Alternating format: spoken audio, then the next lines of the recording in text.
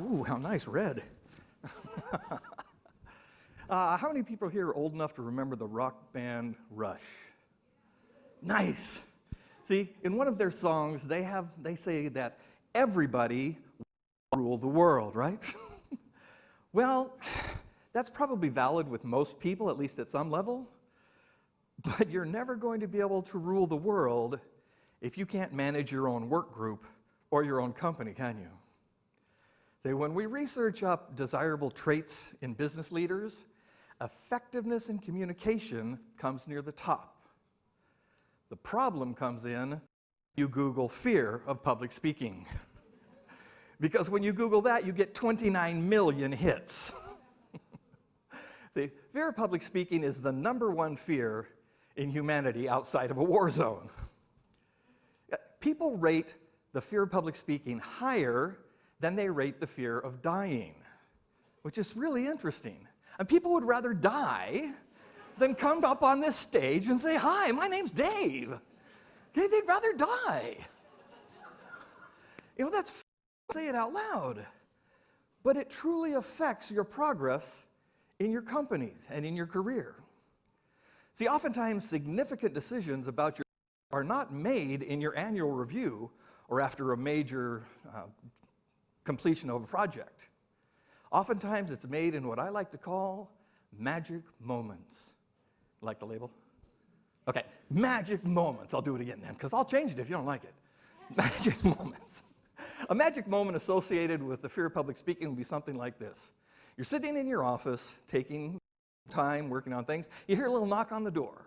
And then the vice president sticks her head in the door and says, "Hey, Maria can't make the meeting tomorrow. Can you handle the presentation for her?" The problem at that point for most people is that immediately they cower behind their desk, and inside their minds they start screaming, "Kill me now! Kill me now! Please don't make me stand up in front of people and talk!" That's really funny. But where did that come from? See, the fear of public speaking is ubiquitous, okay? Every person in this room has a fear of public speaking. I have the fear of public speaking. Every speaker you will see here tonight has a fear of public speaking. The president has a fear of public speaking. Oprah Winfrey. And if everyone has it, where does it come from? How did it get there? I've heard the fear of public speaking labeled as a special shyness. I'm not quite sure what that means. I've heard it labeled as social anxiety, like you can take a pill and get all better. Communication scientists simply call it communication apprehension. Now, these labels are wonderful and they give us something to talk about over the cooler, but they don't help us when we're trying to overcome fear so that we can do that presentation at the training seminar, does it? We need to get to the base of it, find out where this fear of public speaking comes from. For once we understand where it starts, then we can work on that base and overcome it in any situation. And that is my purpose tonight. In order to get to the very base of this, we have to go way back in time. We have to move back to the earliest times of modern humans, okay? It actually goes farther back than that, but we need the mindset of the modern human so we can understand it. So go back in time 100,000 years, all right? So everybody grab hold of your hand for me. Don't go away because we're about to take a trip in time all the way back to the beginning of modern human. In 3, grab hold, 2, 1, activate. Did you feel it? Okay, good. It's getting smoother and smoother. It's 100,000 years ago now. There are no aircraft in the skies. There's no sound of engines around you. The only thing you can hear is the far-off cries of wildlife and the echo of drums on the hills. Now, this far back with modern humans, they didn't have Toastmasters to go to. There was no public speaking events. They didn't have training seminars or anything. But what they had to do back then was survive as hunter-gatherers. So we have hunter-gatherer walking along in the valley, having a wonderful time, because being a hunter-gatherer is cool, isn't it? Have you looked through that? I mean, what do hunter-gatherers have to do? They have to eat, or they have to hunt and gather. No, they have to eat, they have to drink, they have to sleep, and they have to make merry, okay? Eat, sleep, drink, and make merry. Yeah, that's what we'll call it, make it merry. So he's walking along in the wilderness, having a great time, and all of a sudden, thunder roars through the sky. Light strikes. You hear it? Rain starts to fall on Hunter's shoulders. Now, when hunter-gatherer has rain falling on him, what does he have to do? He has to find shelter, doesn't he? So he looks around to get away from it. He goes, oh, cool, a cave. Whoosh! Runs into the cave. No fear of the dark. No concern of what's in there. Runs into the cave safe from nasty rain, right? Safe in a cave, alone. Yeah, you're starting to realize now. What else lives in caves? Bears. Bears live in caves, okay? And remember, this is 100,000 years ago, right? This is before the last ice age. Do you remember from your anthropology studies what the difference was in the land mammals before the last ice age? They were huge, weren't they? Okay? Cave bears, no different. Cave bear stands 15 feet tall. Cave bear's got huge paws with long claws. Cave bear's got 3-inch canines in his jaws, right? Hiding in the cave. So hunter-gatherer runs into cave. Cave bear, roar! Immediately at that point, hunter-gatherer springs into action, lowers his head and begins pounding and stabbing with his antlers. He stabs and he slashes and he cuts with his antlers until ultimately the bear succumbs to hypovolemic shock, falls down, and hunter-gatherer takes over the, what? What? With his antlers. He killed with his, no antlers? Are you sure? Humans have antlers. Oh. Okay, my bad. Sorry. Okay, I'm old. Sometimes I get a little confused. All right, cut me some slack. We'll start the story over, I swear. Hunter-gatherer walks in the valley, right? Rain. Hunter-gatherer runs into the cave. Cave bear, roar! At that point, hunter-gatherer springs into action. He strikes with his poison fangs. He buries his poison fangs into the thigh of the bear and begins pumping a combination of a hormone and neurotoxin into the thigh of the bear so that the...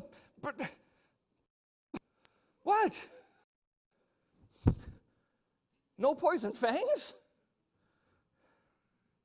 No antlers?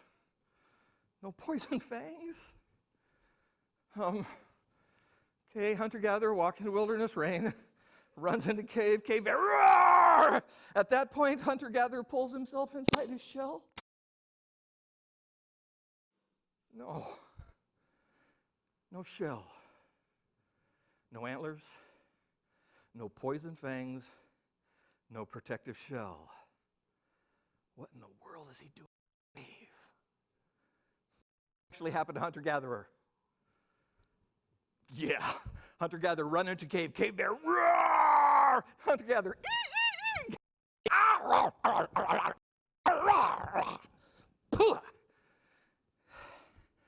What happened to hunter-gatherer? He did. Yeah. So where are hunter-gatherer's propensities? Where is his tendency to run without regard into the cave? Let me ask you this way. How many children did hunter-gatherer have after the encounter with the cave? Right, 0, okay? And if you haven't figured this out yet, just understand, if you've been mauled to death by a bear, your dating days are over, okay? Like, nobody's going to call you up on the phone and say, hey, you want to come hang out at the mall with us? Because he did. So where is hunter-gatherer's gene pool? Where are his tendencies? Where is his DNA? It's melting into the ground, isn't it? Feeding the grasses. Lost. Over the hill, we have another hunter-gatherer. Hunter-gatherer walking along in the wilderness, you know, all the time, because being a hunter-gatherer is pretty cool. And all of a sudden, you know the story, lightning, rain. Rain starts to fall on hunter-gatherer's shoulders. Now, what does this second hunter-gatherer have to do when the rain hits? He also has to find shelter. So he looks around and he goes, cool, a cave. Oh, gosh, I'd really like to run in there. But it's dark. And I can't see. Do you know what lives in caves? Scary things live in caves. I don't know if there's any scary thing in this cave, as I can't see, it's dark. And so hunter-gatherer number 2 turns and runs away. Now, how many children did hunter-gatherer number 2 have after the encounter with the cave? As many as he could, right? Because what do you have to do? Eat, drink, sleep, and make merry. Get it on there like that. Okay, so we have scaredy cat, coward hunter-gatherer, afraid of the dark, running away. Who is he going to be breeding with? Is he breeding with brave hunter-gatherers? No, they're all dead. Breeding with other scaredy cat, coward hunter-gatherers, isn't he? And what kind of children are these people going to have? Scaredy cat children, aren't they? And that's reinforced because it comes from both parents. And as that child grows, who is it going to breed with? Other scaredy cat children of scaredy cat hunter-gatherers, isn't it? And now it's 2 generations deep. So where is hunter-gatherer number 2's DNA? Everybody look to your right. Go on, look right there. You see that person? Now look to your right, left. Okay, now everybody look inside. You ready? Like this. No, do it. Practice, okay? The DNA is in this room right here, isn't it? We are the great, great, great, great, great, great, great, great, great, great, great, great, great, insert some ellipses here because I only have 15 minutes to get finished. Great, great, great, great, great, great, great grandchildren of cowards, aren't we? Yeah. And we come from a long, distinguished line of cowards. It's hardwired in our DNA. Those propensities have been reinforced through thousands and thousands of generations. See, the fear of public speaking is simply fear of the unknown, fear of the dark. Does that mean we're stuck with it? If your brain doesn't know what's happening, it thinks it's a cave, it's scary there. It's fear of the dark. Does that mean we're stuck with it forever because it's in our DNA? No. You have dealt with this exact fear multiple times in your life already. You already know how to overcome your fear of public speaking. Do you remember what it was like the first time you asked somebody out on a date? Do you remember how frightening it was the first time you drove your car alone or the first time the car broke down when you were alone? Does that stuff bother you anymore? Not much, huh? Because of a system or a process called desensitization. Systematic desensitization says that every time you're exposed to a stimulus, your reaction gets lower and lower and lower. So if you expose yourself to it, you get better. You already know you can overcome your fear of public speaking. So in order to do this, we just need to stand and talk. Oh, but it's scary. The first time you do it, it's going to be frightening because your brain says it's a dark cave.